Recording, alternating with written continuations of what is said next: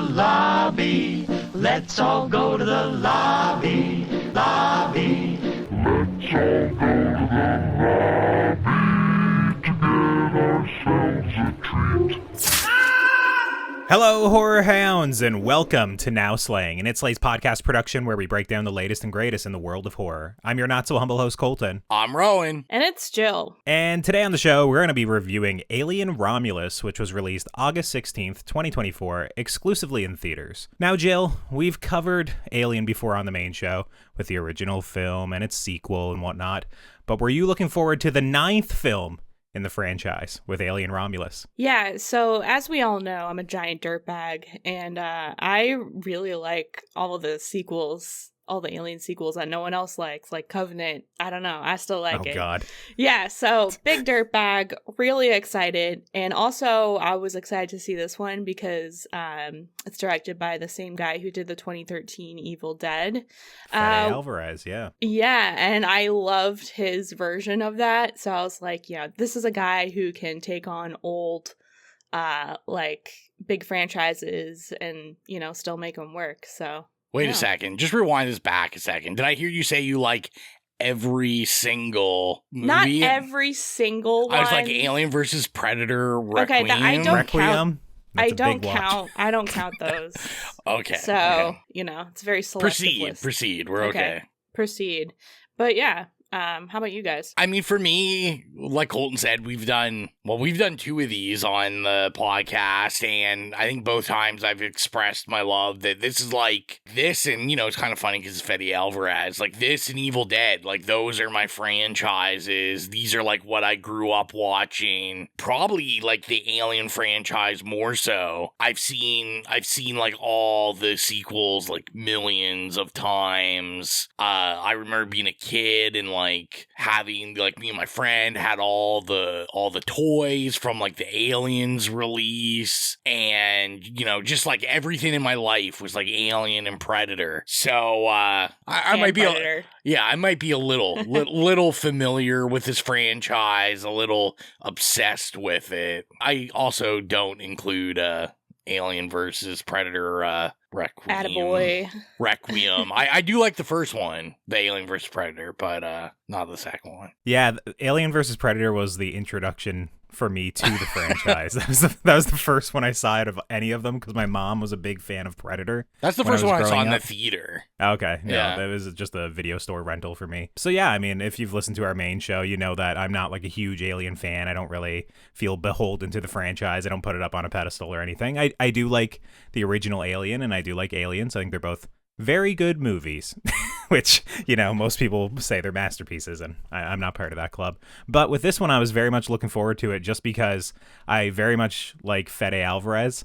I actually really like Don't Breathe, like, a lot. So I'm just always interested to see what else he directs. And I remember watching Evil Dead, the 2013 one, in theaters and enjoying it as well. But at the time, that was kind of like a hot take because I remember a lot of people were pissed that it wasn't like the same tone as the original film, like, whatsoever. But yeah, I mean, I was looking forward to Romulus. I think the trailers had me a little bit worried with just seeing like a cast of like essentially like young adults. It had this like kind of hello fellow kids energy where it's like, you know, oh, let's bring in all these like actual actors, you know, like attractive people to get ran around, you know, get chased by the alien for the movie. But, I mean, outside of that, you know, I was looking forward to this one quite a bit. Oh, I never put a good... I was like, I usually try and put something to kind of, you know, segue into, throw it to the trailer. And all I got this time is, so did our theater audiences hear us scream? Because, you know, in space, no one can hear you scream. Anyways, before we get into that, let's throw it on over to the trailer.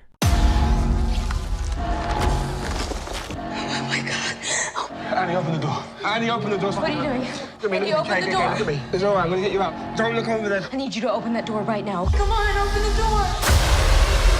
Why aren't you help me? What are you doing?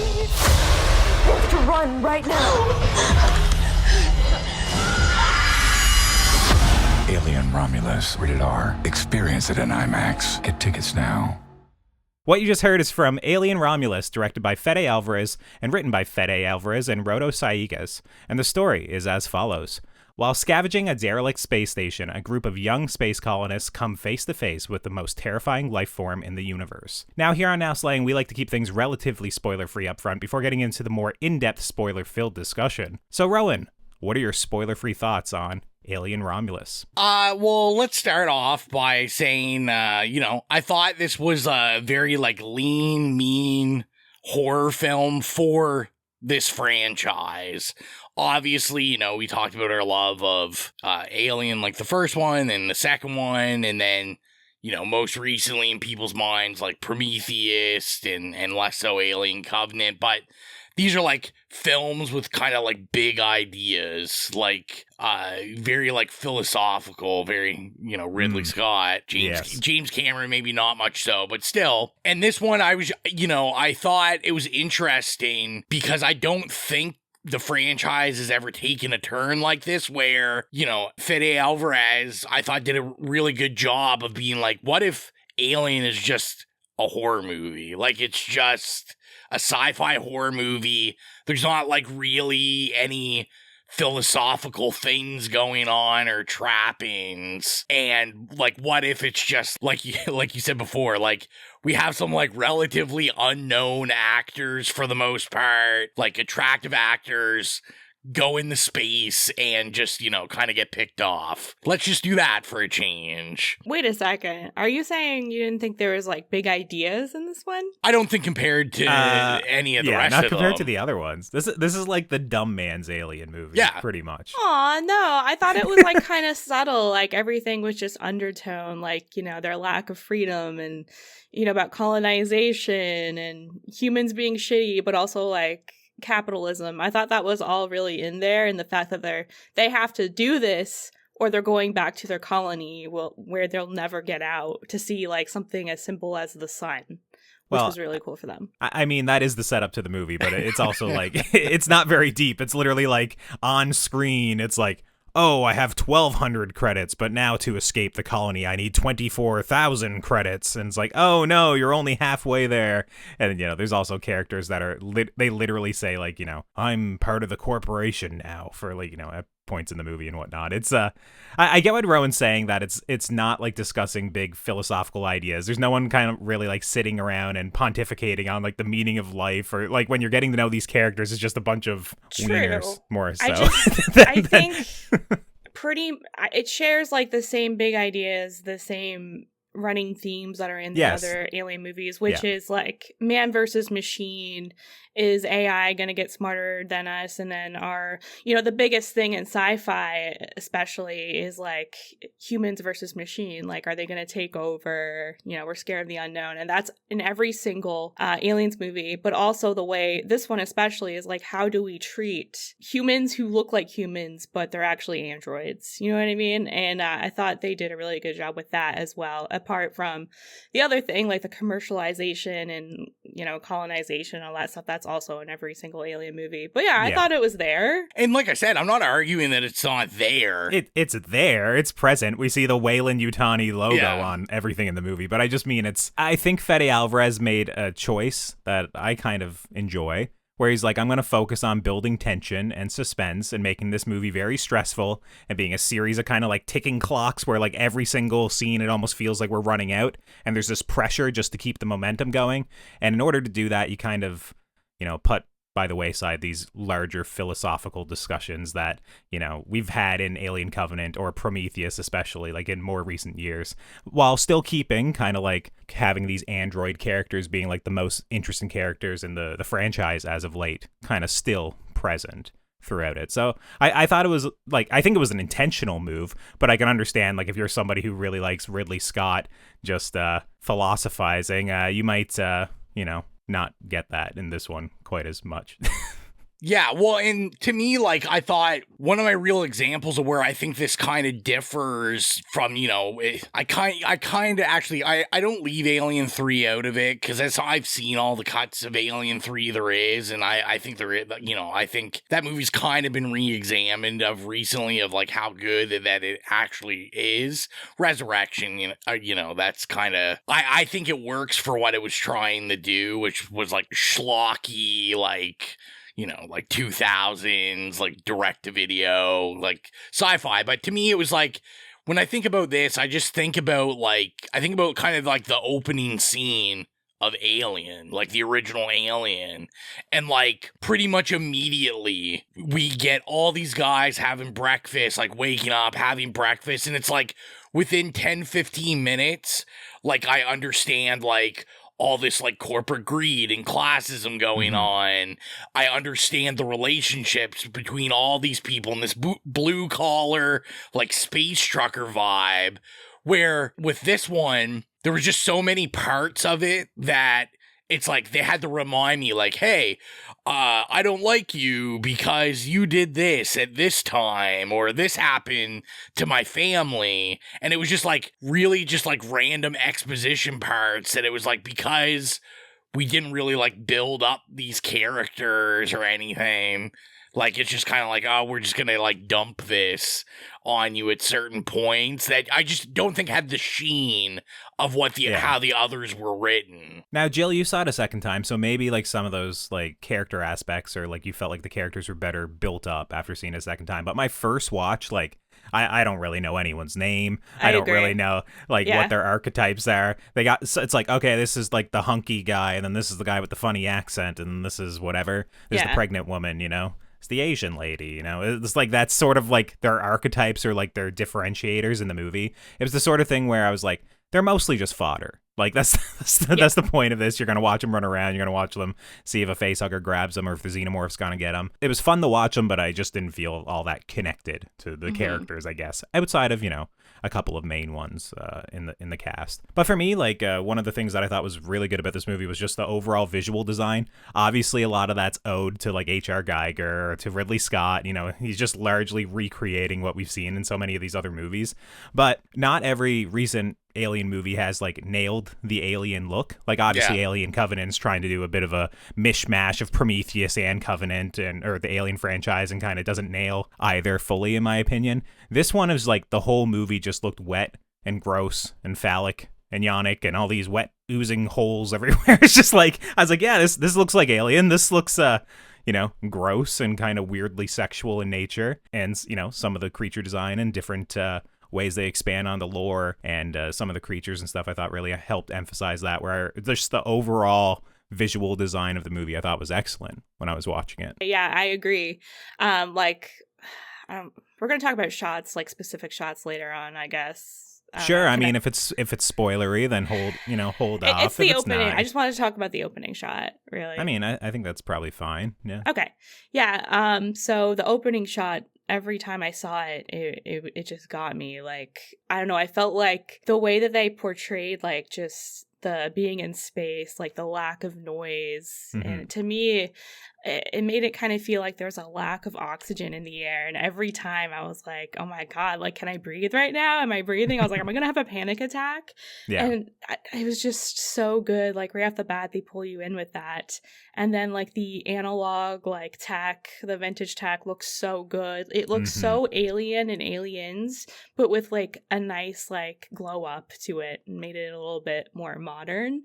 But it looked so good. It sounded so good. And like you said, you know, it's disgusting. It's got like that alien look to it. And man, they just really, they pulled it through. Yeah, and I think that's also like emphasizing like the practical effects and like the sets and all that. Like, obviously there was a little bit of like a groundswell of this movie kind of harkening like, oh, there's not as much CG in it as you would expect. There's still loads of fucking CG in this movie. It's full of it. Like, probably almost every shot there's visual effects. So it's a bit silly to say, you know, visual effects didn't help in it. But you can definitely feel like that there are actors moving through a space in this movie, specifically like in the intro sequence kind of on like the mining colony and whatnot as well. Like, I thought that looked great. Like, it was reminding me a little bit of Star Wars, you know, from like The Force Awakens or something, but also reminded me of like Blade Runner 2049 and the grunginess and whatnot of that city. And I kind of love the look of those few like older movies, like, you know, Blade Runner and Alien, like basically what Jill was talking about, the analog tech kind of,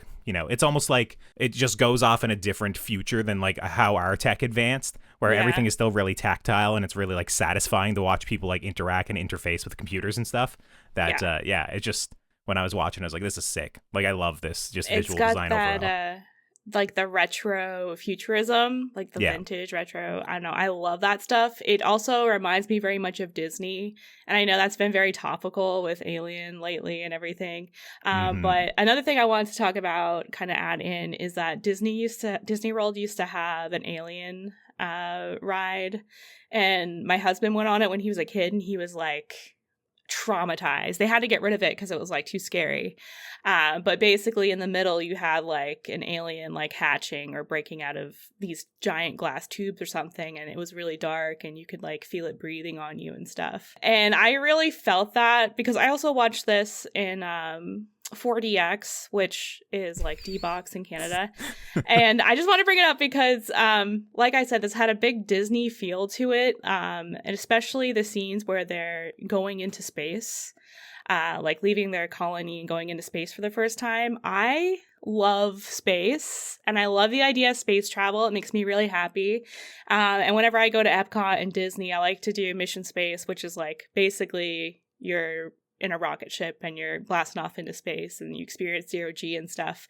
And that this was a really cool movie to see in 4DX, especially for like the space travel scenes. So like if you are really into space and space travel and you want to feel what it's like to like kind of float while watching this movie, it is such a good idea. And I just love the way that they portrayed space and the costumes and the sets and everything. It's just got that nice, like, I don't know, kind of like Disney, but like retro futuristic sheen to it that I love. And it's one of the things I love about science fiction. I feel like this is partially a love letter to science fiction and partially a love letter to horror, and it marries them like perfectly in the middle. Yeah, I was gonna say, this is probably a movie I will before it leaves theater with D-Box. Like, this is the kind of movie I'd want to see in D-Box with the space stuff, with like any of the jump scare stuff or any of that. Like I said, any horror movie I've seen in D-Box, it always works really well. I will say, kind of, you guys were saying about the visual effects, and I thought, the practical stuff, the sets look great. I'm in the alien lore. I'm in the world. I think one of the things with this film I found is when it works, it like really, really works. And when it doesn't, it's really, really bad. Yeah. And I mean, obviously, I'm sure we're going to talk about probably, the most egregious use of CGI in this film. Yeah. But, like, even little things like, the face hugger chasing and, like, stuff like that, which isn't really a spoiler because, they showed it That's all over the marketing, yeah. Which, our continuous complaint of this is, like, a lot of this stuff was in the trailers. For, like, all the trailers they put out, most of the big scenes were in it.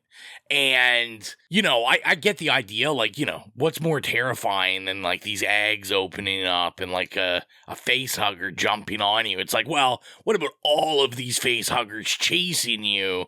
Which is great, like, tension there. I thought tension worked in places like that. But then every couple moments, like, I'm just kind of taken out of it. Because I'm like, this also looks super CGI. And I'm just like, for a franchise that really, the highs of this franchise really rely on, like, guys in costumes as aliens and puppeteering and stuff. I was just like, damn, like, I really wish they could have done something to make this look a little better. And, I guess my probably final thing I'll say in the spoiler-free section for myself is I did want to say, Jill brought up Disney, and I did have a Disney note. As soon as I came out, I was like, my thoughts, and I'm thinking, and, I wrote that this franchise that I love so much, and for a movie that, like I said, I had a pretty good time in, I will put a marker, I think, on this, where this will be, like, the death of the franchise, is my opinion. I was like, this is Disney doing their Disney thing. It was like, how much nostalgia can we feed you? You know, how many lines, how many props, how many scenes can we just recreate from better movies in this franchise so that you're like, oh yeah, I remember that. And it's giving us like all these callbacks, all this nostalgia, and it's just like zero substance to it other than, you know, I'm thinking, you know, even stuff like the shoes, which like, oh yeah, that's pretty sweet, except I've already seen about 8,000 ads of you guys saying, get ready, because we're releasing a full line of alien Romulus shoes into Foot Locker and all this kind of stuff. And I'm like, here we go, you know.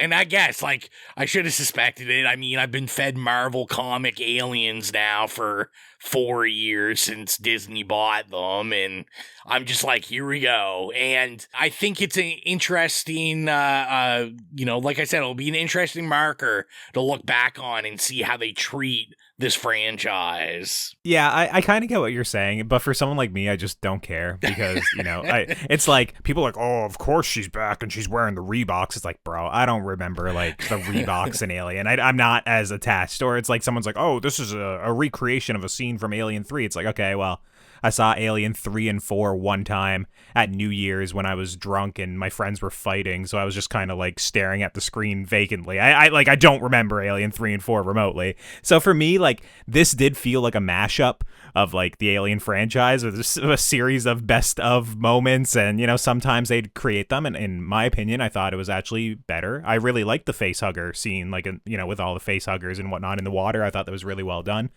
And then there's some other scenes where it's like, okay, this is obviously a recreation of this certain beat from, you know, Alien or Aliens, and, you know, it's not quite as successful, but I'm still enjoying myself. It's the sort of thing where it reminded me a little bit of Star Wars The Force Awakens, where people that are, like, really, really die-hard Star Wars fans are just going to watch The Force Awakens and feel like they, you know, desecrated the franchise, and it's like, that original movie's way better. Why would you, like, repeat all these narrative beats with just kind of, like, a new cast of characters? For me, I was like, it's been long enough. I'm fine. Alien's 50 years old now. You know, loads of people probably aren't going to watch it, and this is probably a little bit more digestible for those people. And I very much enjoyed myself. I thought it was pretty tense and wild and pretty fun when I was watching it. But in addition to that, I guess I'll for my last point, because we've kind of touched on, you know, all my big list of points I wanted to discuss, is how do we feel about like Kaylee Spaney in this, or like how do we feel about a couple of the more lead actors in there? I had a note. Yeah, did we like her performance? You know, for me, I thought David Johnson was by far the standout of the whole movie, who's playing the character of Andy.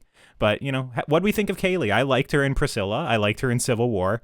In this, I'm not going to lie, I thought she was a little bit mid. I didn't think she was that great in this movie. I don't know if you guys feel differently, though. I thought she was good. I really liked her. I like how she kind of looks like a lot like Ripley, like the same like color hair. It's a little bit longer, the outfit and everything. Like I can definitely see what they're trying to go for there. And like also there's certain shots of her being all sweaty and like with the fog behind her holding the gun getting ready to face the aliens. I thought those are really cool like nods. And I'm gonna go back to what we're talking about right now. I just want to go back to what you guys were just saying though, and just say that both of your perspectives are really good, and I agree with both of you. Like the integrity of the Alien franchise for, you know, old heads like Rowan. I get it, like being Disney-fied, and that sucks. But I also, like Colton, really enjoyed it, and I also like grew up with a lot of Disney stuff, so I guess I'm kind of lame and I'm into it, but yeah. I thought it was also very tense. I didn't think like the little nods to certain different movies, I didn't think they were cheesy. I saw a lot of people complaining about like the fan service, but I thought it was like respectable. It was just kind of a fun time. It's like, oh yeah, I remember that, and then you kind of know what's gonna happen, and I don't know, I just thought it was really effective. But back to the characters, Kaylee Spade, I liked her. I forget the name of the girl who's playing the pregnant girl. Isabella Merced. Yeah. Okay. She, to me, stole the show over Kaylee Spade, because when she like screams and the blood is being like splattered on her face and everything, she has such a good blood curdling scream. She has a couple of those. Yeah. So I really like her. I feel like which is sad. They ruined like that scream.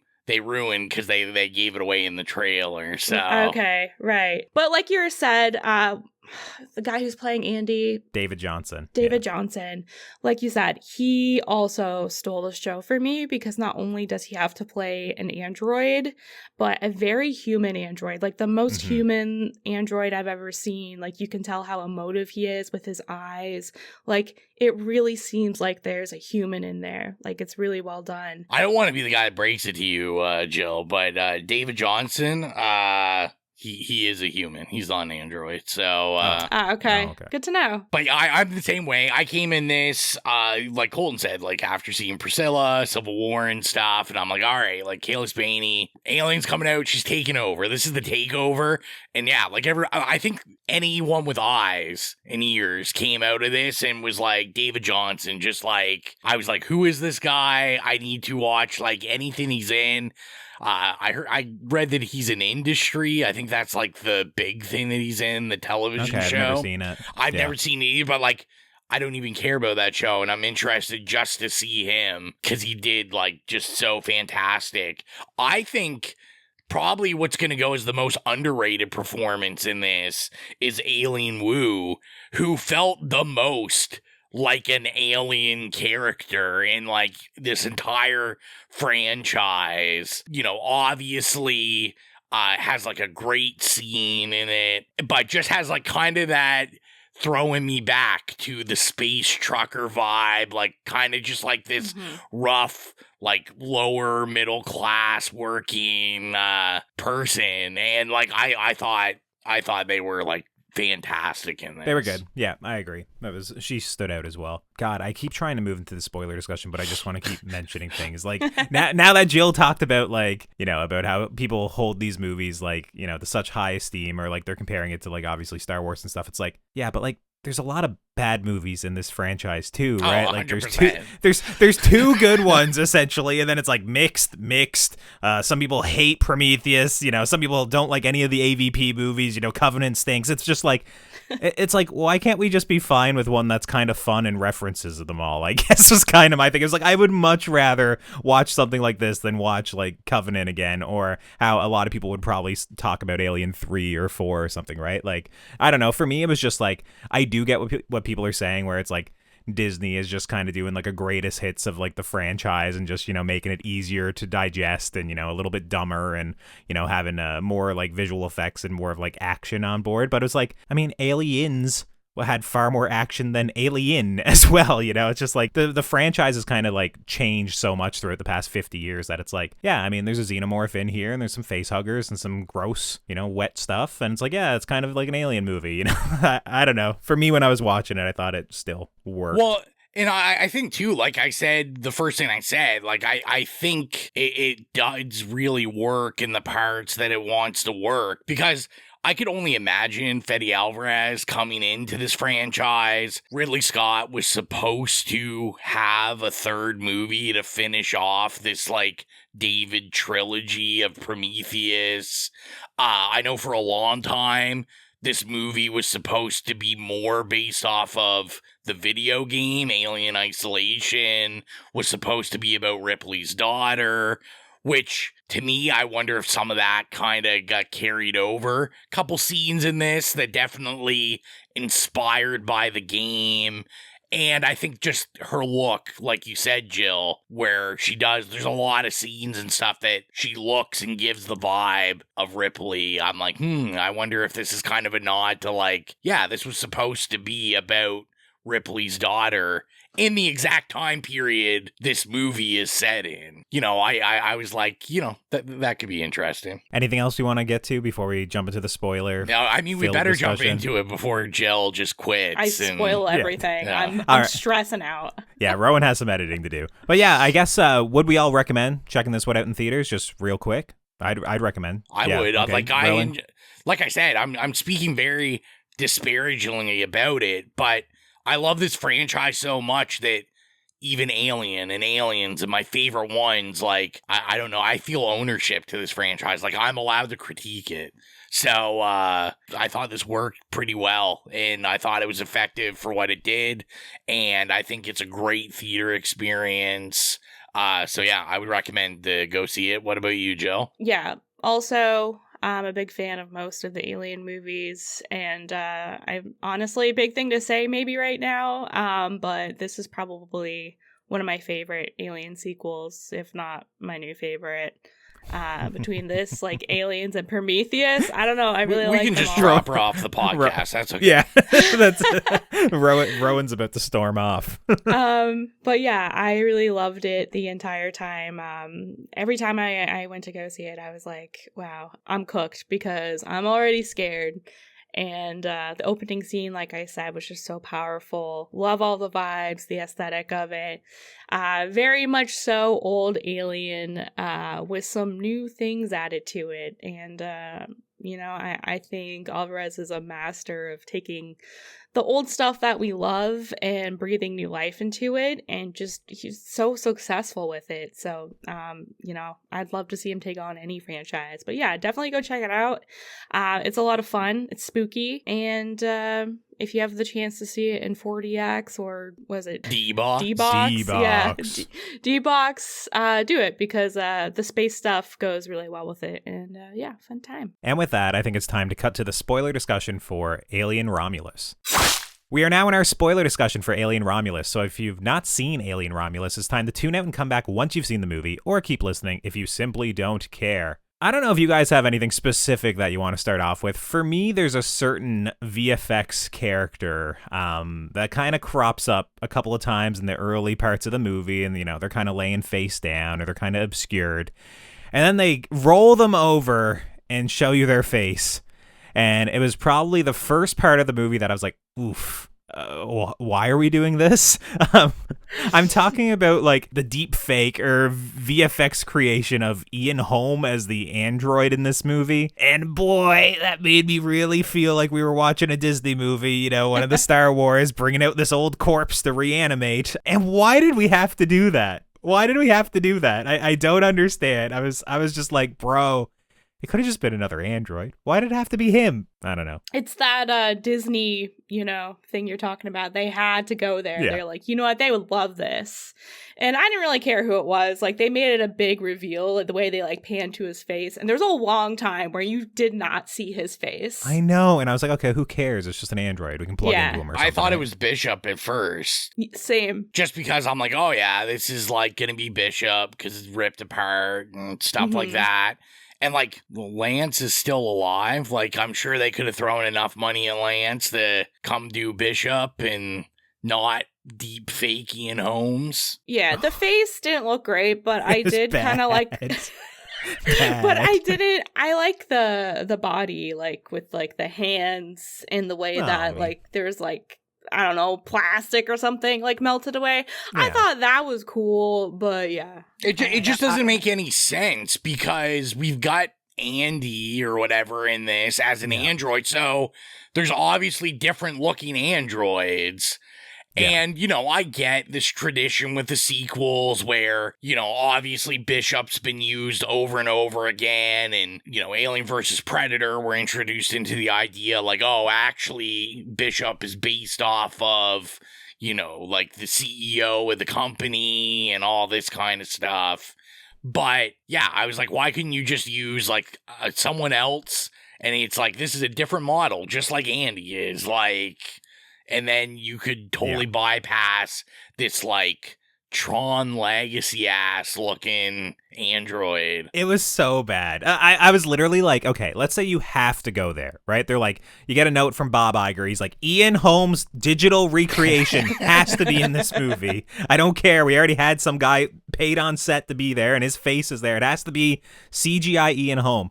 I would literally, like, melt the face off the android so there's no face. And, like, you hook him up to the ship, and then it's, like, just on, like, the screen, like, the AI creation, like, makes, like, Ian Holmes' face or something, just, like, on the screen, because they're like, okay, it still looks like shit. But you can, like, obscure the analog screen and, like, make it out of code a little bit more that it's like, okay, it is Ian Holm, but, like, also, like, we're not afraid for half the movie of like, why are we watching like this PS2 game, like guy talking to me? Like, it was just, I hated it. It was like the first major stumble for the movie for me where I was like, oh no, like this is starting to go downhill. I was just afraid. That was the scariest thing in the movie up, at that point. Thankfully, the rest of it, it was very tense and there's lots of good sequences, but I was like, oh no. I was very worried for the rest of the movie after that point. To me, I'd like to talk about like our introduction to the face huggers and Andy doing the upgrade, which I think is the strongest scene in the entire film. Yeah, I kind of think so as well. When he, it's essentially they get the upgrade, the chip, and they put it into his neck, and basically his whole like physicality of the performance changes, his face, his mannerisms all change,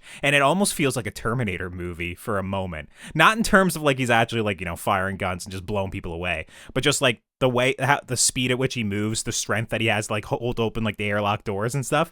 I was like, damn, dude, I am so into this sequence. It was so cool to take like this kind of nervous, kind of, very, I don't know, kind of meek and mild character and just do like a complete 180 with him. And then that the actor was actually able to portray that, right? And just even the performance alone. Well, and that iconic imagery of just when he's uploading and the eyes are rolled. Oh, the eyes roll back. Okay, sorry. So yeah. I was talking about the sequence after that. But yes, the face hugger scene where he's like standing there like it's a possession movie. Yeah. Everything is in that amazing Evil Dead Fede Alvarez red. Yeah. And I'm just like, right here, you have made like that will, I think, go down as like an iconic scene in this franchise. Mm-hmm. Even the music they're playing during that scene was really good. Yeah, no, I was going to say that's where you were talking about like kind of like VFX and like overuse of them and stuff, where I was kind of like disagreeing, where I was like, they really worked well in this scene. Like, obviously, there was probably a mixture of practical and whatnot on the go in there. In the water,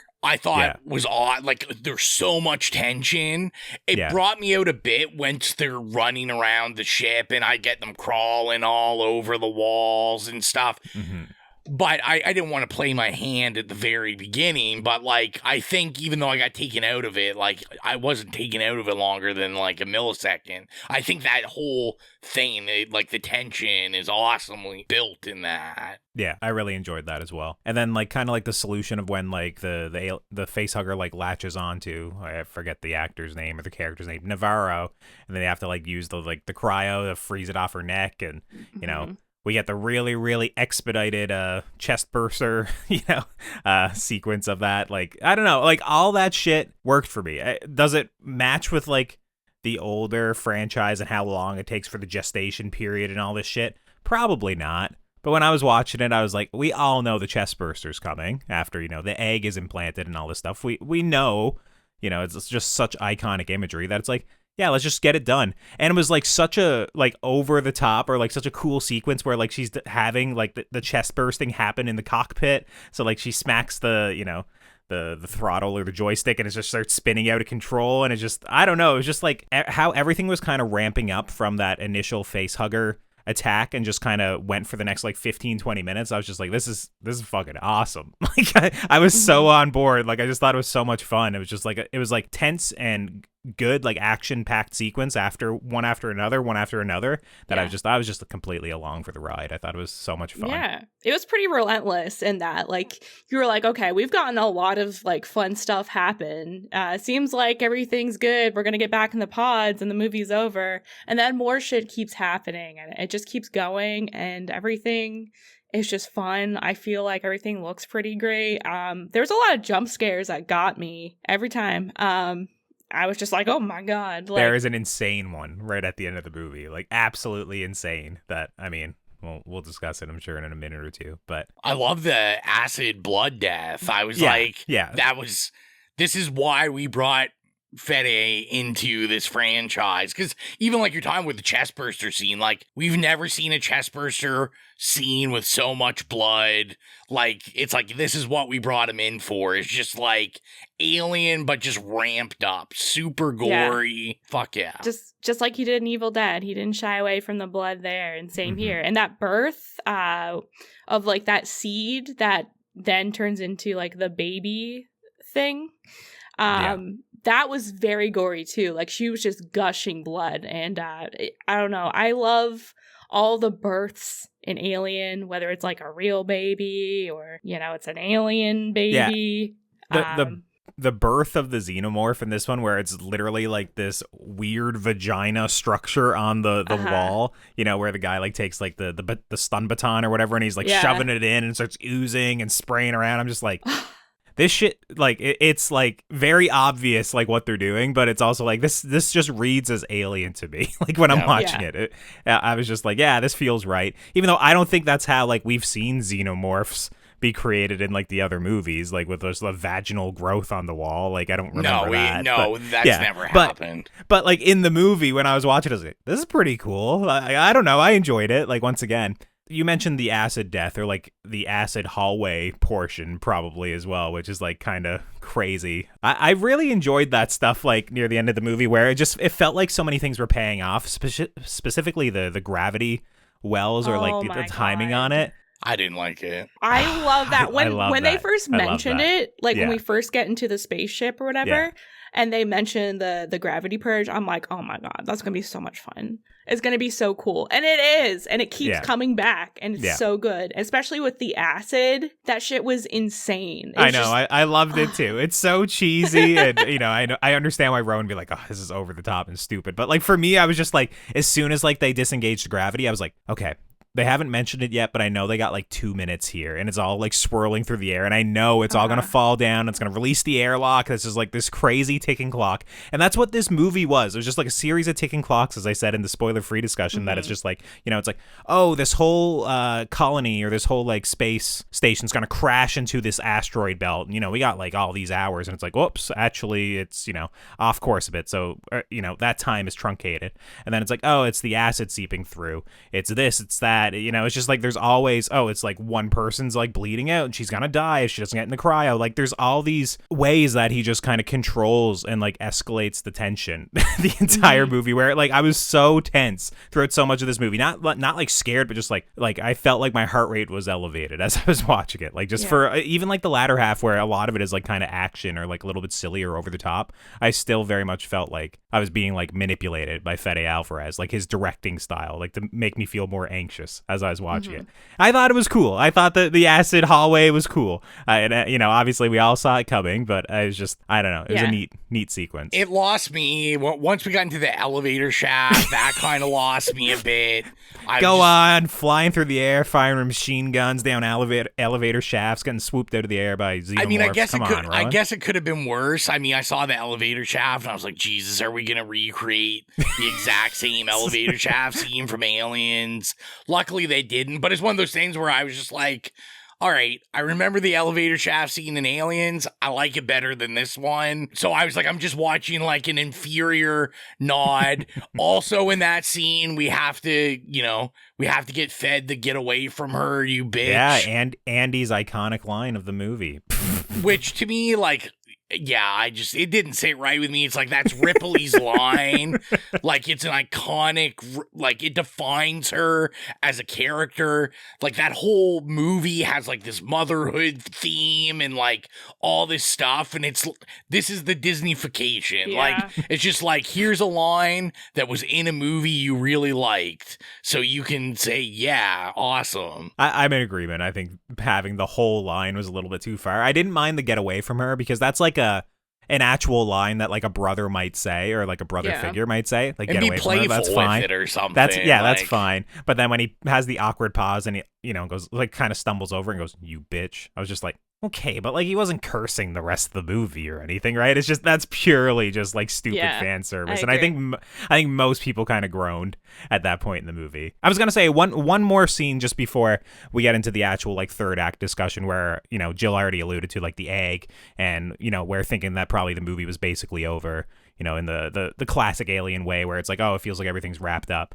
There was one scene earlier in it that it involved the facehuggers that I was like, oh, this is so cool, and like, they're spending so much time to kind of like see how they can like sneak through this area. Basically, they're talking about like raising the temperature of the room, and talking about like if you're anxious or scared, and like even if like your hair stands on end, they'll like sense like the changes in the room. You have to be super quiet. And I was like completely into it, because that's like Don't Breathe, right? Where you're like sneaking around the house and there's a blind guy who's gonna blow your head off, So I was completely in. And then it's like they completely betray that sequence to just have like someone talking on the headset and he's listening to the headset and it's loud enough that like the people next to them can hear it, and then he starts whispering and talking back to it. I'm just like, all right, everything you just did to set up this like sick sequence of like sneaking through these hallways, we all know it's gonna go sideways, but it's like, why are you like able to have like half a conversation over the headset before the face huggers find you after all this buildup?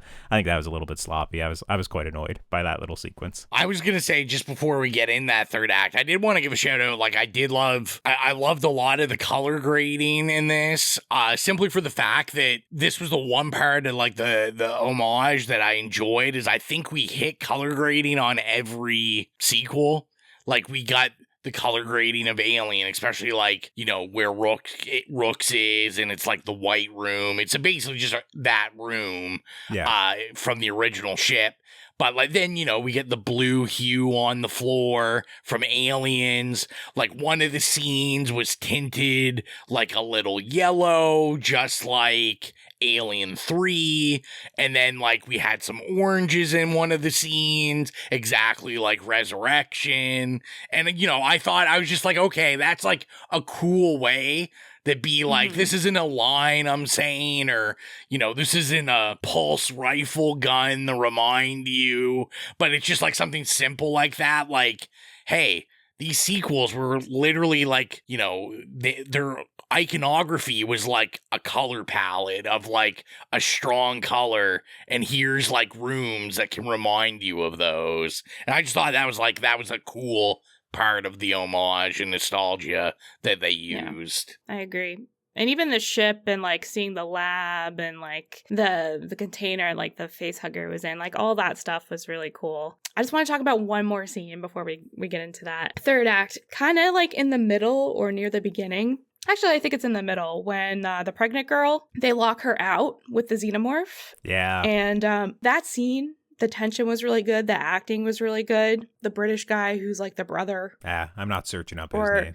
Or the brother of like, the pregnant girl. Yeah. The way that like when he finds out she's pregnant. Tyler, yeah. When he finds out that she's pregnant, and the way he like gets down on his knees, and then also Rain is also like begging Andy to let her in. They were so desperate and it was so palpable.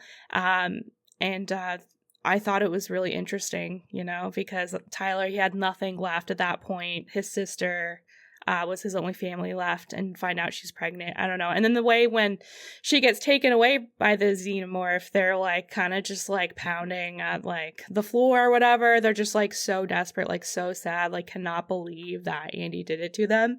I thought that was a really good point of tension. I really felt it. Yeah, there was really good contrast in that scene as well between like that brother and sister, but then also obviously Rain and Andy, and like basically this relationship between the two completely being destroyed right at that point, because it's literally like she's begging him to like let her in, and basically his prime directive has changed, right? Like he's no longer living for Rain, he's literally doing it for the company, right? That it was just like, it was such a good like heel turn, like, and obviously we all knew he was acting different up to the scene anyways, but it was like the moment at which where he's like, oh, he's gonna actually be like kind of like a villainous character if he has to be, for the rest of the movie, and like it creates this natural conflict between our main character and a co-lead of the movie. That I agree was a very effective scene. But was anyone as dumb as I was in the third act of this movie, where I was like, all right, obviously we know that there's probably going to be this weird alien human hybrid or something like that's going to happen. She injected herself with the black goo that might be the black goo from Prometheus or whatever. I don't know. I was like, okay, I recognize some of this shit. I thought the movie was literally going to end with like this cheesy jump scare or like a gnarly like a C-section scene in the escape pod, or just something like one final image that it's like, okay, that's a scare, because to me it felt like the movie was basically over. And I know that's the way you feel when you're watching Alien for the first time, or Aliens as well, but I was like, okay, good. I'm like taking a breath, the movie's over, we're here. I know she's gonna get horribly mutated in the the cryopod or whatever, but I didn't expect it to actually evolve into like a 10 to 15 minute boss battle scene. And I know that's really dumb saying out loud, because that's what happens in all these movies, but it did kind of fool me, because I felt like the elevator shaft in the final hallway and all that felt like a couple of boss battles, where I wasn't expecting this really wild swing of the human xenomorph hybrid thing that has, Slender Man, basically. Slender Man who likes, he wants to get some breastfeeding on the go at one point with his weird tongue. And I'm just like, bro, this is a big, weird swing. And Rowan, I have a feeling you probably hated it. But I was kind of completely on board. I was like, this seems Same. this is something that it seems like Geiger would make, but they didn't execute on it. Like, it kind of looked a little bit jank, but I still really awesome. liked it. Yeah, I really liked it. It was great. It was so spooky to me. I was shook. I liked it. I have issues with it for other reasons that I keep on saying, but I thought it really worked just because, it looked wild. I get what they were going for. Like, obviously, they use this black goo. And, this essentially, not only is it like this human alien hybrid, but obviously this, comes from the engineer's DNA. Yeah. So it's got the look of an engineer also. But I thought it was kind of cool because I was like, oh, it's kind of cool because, like you said, Colton, there's so many times in this movie that I'm like, oh, this seems like a logical place for this movie to wrap up. It just kept not doing that. And then we kind of get like this 10-minute monster movie at the end of like, I'm like, oh, this is like a totally different monster film. And, I thought that was cool. Nerd Rowan, black goo transforming humans and stuff like Prometheus, Aliens, Predator. This has been going on in the comic world for like 8-10 years now. Like, these have all been intertwined. The minute Prometheus came out, they started intertwining engineers into all this. And I think, like a lot of this stuff, I think the comic books have been a little more successful because you can hand draw some wilder things that the goo does to someone than this. But, I thought for what it was, like, I was like, you know what? You go, Fede. You go. Dude, I thought we were going to get some, like, weird nipple play at this point in the movie. I'm not even joking. Like, where she, like, touches her breast and there's, like, black goo there and he comes over with the weird tongue and stuff. I was like, bro, we're going some weird places with this. And I was, like, completely on board just because, like, that's what these movies kind of are. They're, like, weirdly horny at times, too. There's a lot of probing in this movie. Yeah, and I thought he was just going to do a little bit more probing with his tongue, that's all. But this whole sequence near the end of the movie, like, once again, it just kind of allowed me to turn my brain off because I wasn't thinking about it at the time. I was just like, I didn't expect this boss battle. And then also I was like, this Rain character doesn't matter. Who cares? Like, technically Andy's on trajectory to go to this new world or whatever, or maybe the ship might go in the asteroid belt. Who knows? Maybe they'll just tumble through space. And there's like this crazy jump scare when she falls out of the ship and she's like, there's already enough tension in the scene because basically she's just about to get ground into like the asteroid belt. And then the fucking weird ass xenomorph just kind of pops right out. It's like a first person view as she's like pulling herself up the cord back to the ship. And then it just fills up the whole screen.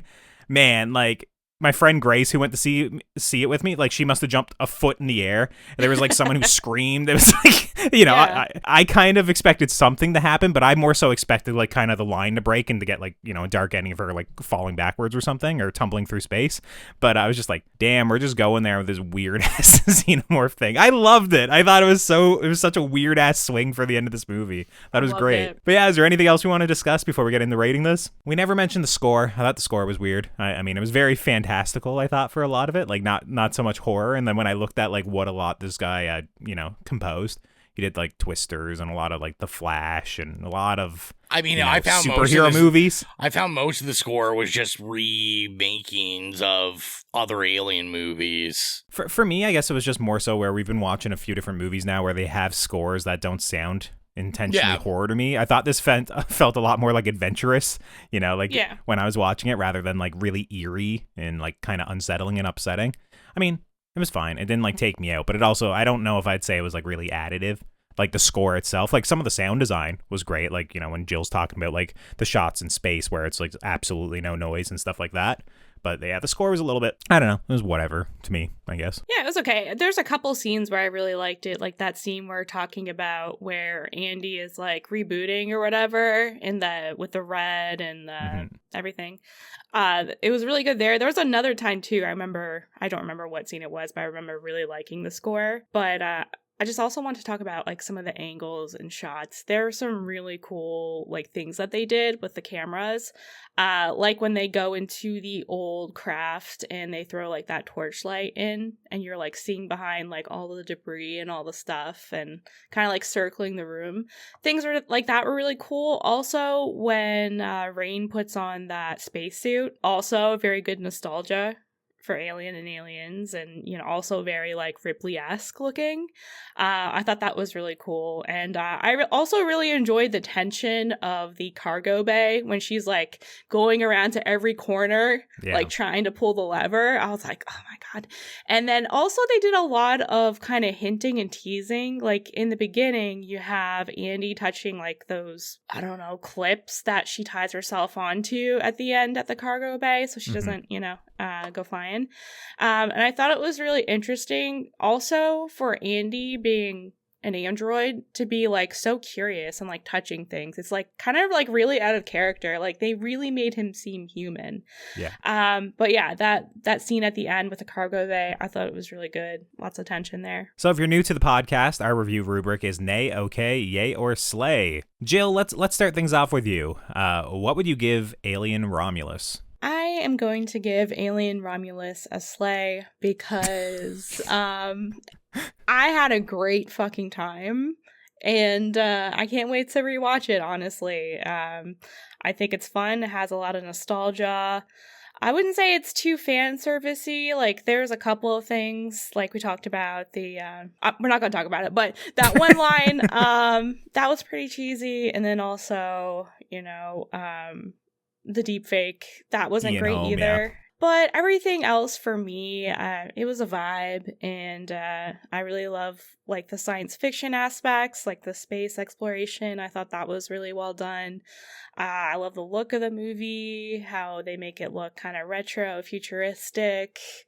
And I love the horror aspects. Like there's lots of blood, lots of gooey wet things. It's a lot of probing and like tentacles and different things like that going on. And I like that it's kind of just like a one-shot movie. Like you said, everyone's kind of fodder. Like it's just a fun little movie. It's over and we can like carry on. You know, with not having to connect everything. And I like that. And they were just relentless with everything. Like it just kept going. It was just a fun time. But yeah, what about you, Rowan? Yeah, I'm going to give it a yay. You know, like I said, I thought it worked as like this lean, mean horror machine. And, you know, I think Fede Alvarez did its thing, brought some tension, brought some awesome gore. You know, some scares, some crazy looking monsters. And, you know, this is a franchise that, like I said before, every entry of this franchise is different. It's what makes it kind of unique, is that it's not something that they haven't, you know, in the past overly been like, oh, you got to tie this in, and it's got to look like this. Like kind of every director that's took their shot has like made something totally different than the one that came before it. So I think this is yet another unique entry into the franchise. Obviously for me, you know, it doesn't get up to like that high yay or slay, because I do like the more philosophical stuff behind it and a little more substance. And that's what kind of made, to me, like the first two movies so good, was they were badass, they were scary, but they were also like really thought-provoking and like really touching on like some high concept issues and giving you like that high-end sci-fi vibe as well as horror. And, you know, like I said, I think this works as just a straight, gruesome horror movie, monsters in space. What more can you ask for? I'm giving it a yay. What about you, Colton? Yeah, I think I'm going to give this one a yay as well. I thought it was a good time for the most part. Like I said, obviously, Ian Holmes is, you know, that's such a bad decision. And, you know, I had some issues with just kind of like some stupid scenes every now and then. Like, once again, you know, that facehugger scene that I mentioned that they do such a good job setting up. But for so much of the movie, I was just completely along for the ride. I think it was probably the most tense I've been in a movie theater for the entire year. Just essentially, like, I don't know if it was because I was really hungover. I got dragged out to a work party the night before, but like I felt like I was I was like, holding on for my dear life for the movie. I was like slightly nauseous when I was watching it. I felt like, that I was, impacted a little bit, like that I was just like, tense and stressed out the entire movie. And, some of that's probably just literally physiology of, getting over a bad hangover. But also, like, the movie itself, I felt like very much manipulated by it, like in a good way, like the way you're supposed to be when you're, being emotionally involved in a movie as you're watching it. For me, it was the sort of thing where the first 20 to 30 minutes was fairly slow. And a lot of what they were doing there outside of like the colony world, like when we were kind of like trying to talk to these characters for a few minutes and whatnot, I didn't really care for that. I thought the writing was bad, or not bad, but not that great. And, I don't care about these, actors, characters, or they're all, like models and shit. I don't care too much about that. But once we actually got to like that face hugger scene and we started to just go along and go along for the ride, keep building the tension, lots of action. Weirdly enough, I was just completely into it. I was like along for the ride. I thought it was a lot of fun. And the third act, I love how it went there, and it probably lost so many people that were literally like, this is shitty, I hate this weird xenomorph. I was like, yeah, man, let's do it. Once again, it's not on a pedestal for me, so let's just take some weird ass swings, and I enjoyed it. So yeah, it's a yay for me. And if you're not doing so already, you can follow us on our socials at It Slays Podcast. We're on Instagram, Facebook, Twitter, /, Letterboxd, Threads, Bluesky. If there's a social media, we're probably there at It Slays Podcast. And if you want to help support the show financially, like our horror hounds, Holly, Nicholas, Patrick, Mark, Stephen, Joy, Dan, Brian, Trevor, and James, gain access to the Patreon exclusive show Stream Screams, hosted by Gill, and get episodes of the main show 48 hours early. Be sure to head on over to patreon.com/itslayspodcast and choose whatever tier works best for you. Rowan, we briefly mentioned the score. I don't know if there's anything that's going to I don't know. We got aliens on there. We don't need any That's more. enough. Yeah, that's right. But yeah, go to the It Slays Podcast Horrific playlist on Spotify. If you have any problems finding it, you can go to any of the social media Colton just mentioned. Click on the Linktree link in the bio. It'll take you directly there. We upload scores or licensed music from iconic horror movies we review, or horror movies we love. So yeah, go follow that and get your spooky music on, because why the hell not? And next time on the show, when I look at the schedule, I think the next big theater release is Afraid with AI. Oh, yeah. Did you guys see the trailer for that movie before this one? I sure did. But another shot at the Megan apple for absolutely, Blumhouse. Yeah. So I don't know. We'll probably check that out. I think Rowan said his schedule will be pretty busy at that point in time, and I'm also going to the Toronto International Film Festival again. I will see it. I'm going to see it. Oh, are you? Okay. Yeah. So I'll be, gone in early September. So we'll see what the schedule looks like, but for now, we'll say Afraid. We'll see if that happens or not. And with that, I think that about wraps things up for this episode. So until next time, I'm Colton. I'm Rowan. Bye, it's Jill. And as long as you keep listening, we'll keep slaying.